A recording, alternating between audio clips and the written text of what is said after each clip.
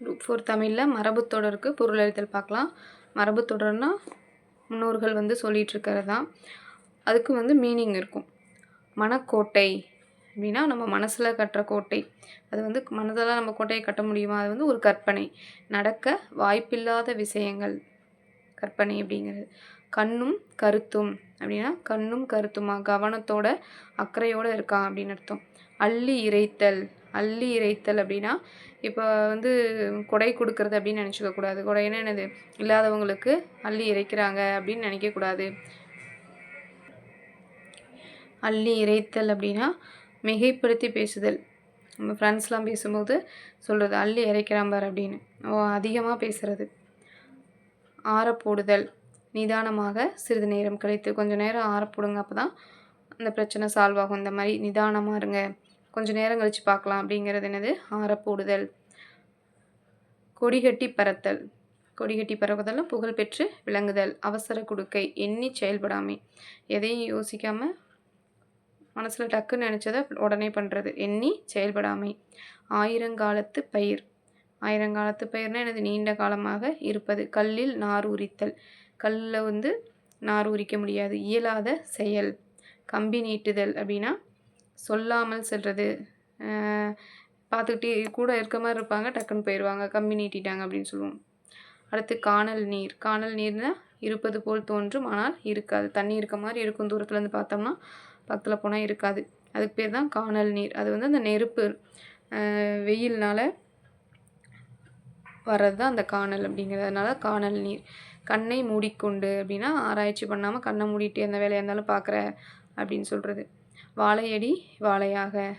வாழை அந்த வெட்டினதுலேருந்து வாழை மரம் வந்து தளைஞ்சு வந்துகிட்டே இருக்கும். அது மாதிரி பரம்பரை பரம்பரையாக. முதலை கண்ணீர் அப்படின்னா பொய்யழுகை. முதலை கண்ணீருங்கிறது பொய்யா அழுகிறது. எடுப்பார் கைப்பிள்ளை. யார் என்ன சொன்னாலும் கேட்டுக்கிறது. எதையும் யோசிக்காமல் தனக்குன்னு ஒரு சுய அறிவு இல்லாமல் யார் என்ன சொன்னாலும் கேட்குறாங்க தான் எடுப்பார் கைப்பிள்ளை. தன் சிந்தனையின்றி சொல்பவர் பேச்சை கேட்பவர். எட்டாக்கனி. எட்டாக்கனி அப்படின்னா அடைய முடியாத ஒன்று. எட்டாக்கனினா அடைய முடியாத ஒன்று. உடும்பு பிடி அப்படின்னா விடாமுயற்சி, உறுதியாக இருக்கணும். கிணற்று தவளைனா குறுகிய அறிவு. ஆகாய தாமரை அப்படிங்கிறது ஆகாய தாமரை அப்படிங்கிற ஒன்று இல்லை, அது இல்லாத ஒன்று. ஏட்டுச் சுரைக்காய் கறிக்கு உதவாது. பட்டறிவில்லாத படிப்பறிவு. ஏட்டுச் சுரைக்காய் கறிக்கு உதவ. வெறும் படித்தா மட்டும் பத்தாது, எக்ஸ்பீரியன்ஸ் வேணும். ஓகேங்களா? அவளை நினைத்து உரலை இடித்தல்.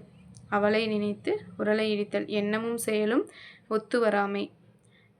நம்ம ஒரு வேலை பார்த்துட்ருப்போம், அந்த வேறு ஒன்று நினச்சிட்ருப்போம்.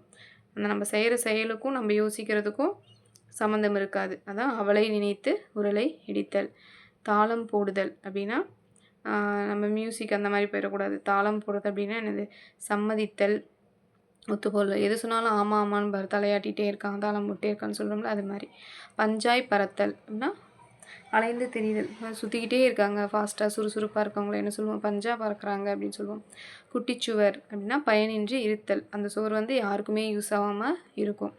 கொட்டி அளத்தல் அப்படிங்கிறது மிகுதியாக பேசுதல். நிறைய பேசுகிற, ஓவராக பேசுகிற அப்படிமா. கொட்டி அளத்தல், மிகுதியாக பேசுதல். கயிறு திரித்தல் அப்படிங்கிறது இல்லாததை இருக்கிறதா சொல்கிறது. தமிழ் இலக்கணத்தில் முக்கியமான இதெல்லாம் பார்த்துட்டோம். இப்போ பிரித்தெழுதுக, சேர்த்தெழுதுக இதெல்லாம் பார்க்கல. எதிர்ச்சொல் இதெல்லாம் நான் எதுவும் ரெடி பண்ணல. முக்கியமான தேவையானதை மட்டும் பார்த்துருக்கோம். அடுத்து பார்ட் 7 வந்து ஃபுல்லாக முடிச்சிருக்கோம். அது வீடியோஸில் பாருங்கள். பார்ட் 7 நல்லா படிச்சுக்கோங்க.